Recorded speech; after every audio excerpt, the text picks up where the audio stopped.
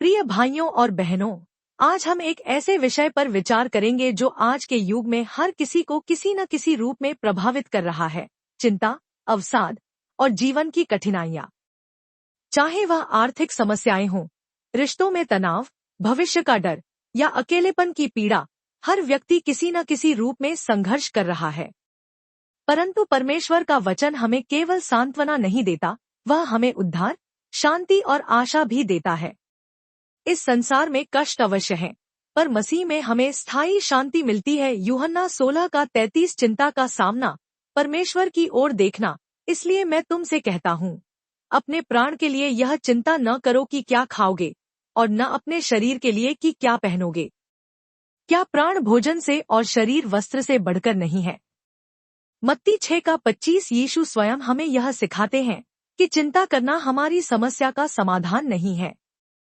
वास्तव में चिंता हमारे विश्वास को कमजोर करती है और हमें परमेश्वर की संप्रभुता, सॉवरेंटी पर संदेह करने पर मजबूर कर देती है। सुधारवादी दृष्टिकोण से हम विश्वास करते हैं कि परमेश्वर सब कुछ नियंत्रित करता है, हर परिस्थिति में उसकी संप्रभु योजना है। रोमियो 8:28। इसका अर्थ यह नहीं कि जीवन में दुख नहीं होंगे, परंतु यह कि हर दुख में भी एक उद्देश्य है। अवसाद और आत्मिक अंधकार। एलिया का संघर्ष। 1 राजा 19।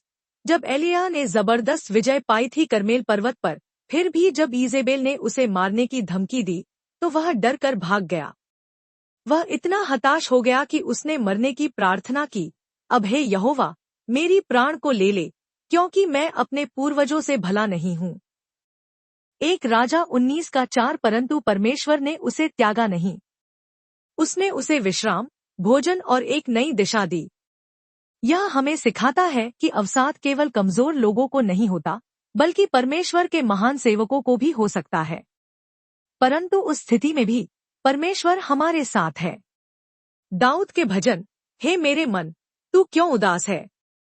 तू मेरे भीतर क्यों व्याकुल है?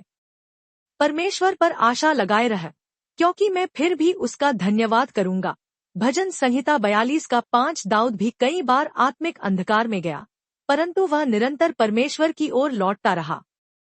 उसने अपने मन को परमेश्वर में आशा रखने का आदेश दिया। कठिनाइयों में शांति। क्रूस की दृष्टि से देखना। संसार की सारी कठिनाइयां हमें यीशु की ओर ले जाती हैं। क्रूस पर हम सबसे बड़ा उदाहरण देखते हैं। निर्दोष मसीह हमारे पापों के कारण दुहक सहता है, ताकि हम पाप और मृत्यु से मुक्त हो सकें।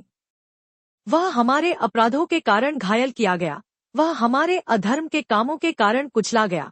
हमारी शांति के लिए उस पर ताड़ना पड़ी कि उसके कोड़े खाने से हम चंगे हो जाएं।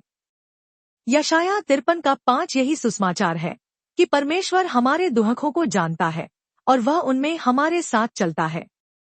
यीशु हमारे दुखों का सहभोगी है। विश्वास और प्रत्याशा। अनंत आशा में जीना। यद्यपि अंजीर का वृक्ष न फले और दाख की बेल में फल न लगे और जैतून का फल निष्फल हो जाए, तो भी मैं यहोवा के कारण मगन रहूंगा, अपने उद्धारकर्ता परमेश्वर के कारण आनंद करूंगा।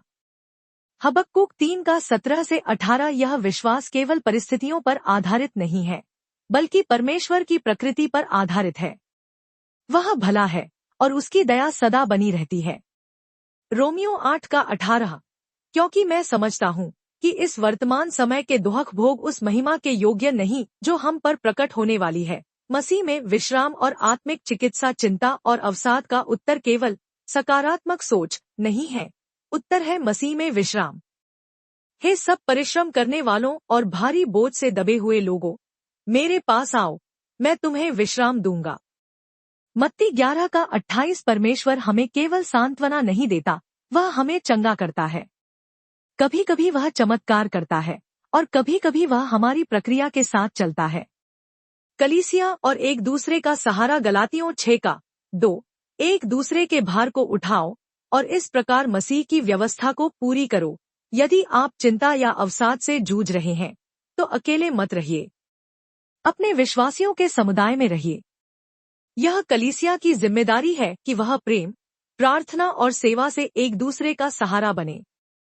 निष्कर्ष, आशा, शांति और उद्धार। मसीह में प्रियजनों, चिंता और अवसाद से लड़ाई कठिन हो सकती है, पर यह लड़ाई अकेले नहीं लड़ी जाती। मसीह यीशु हमारे साथ है और उसका वचन हमारे लिए एक दीपक है। भजन संहिता 34 का 18, यहोवा टूटे मन वालों के समीप रहता है और पिसे हुओं का उद्धार करता है।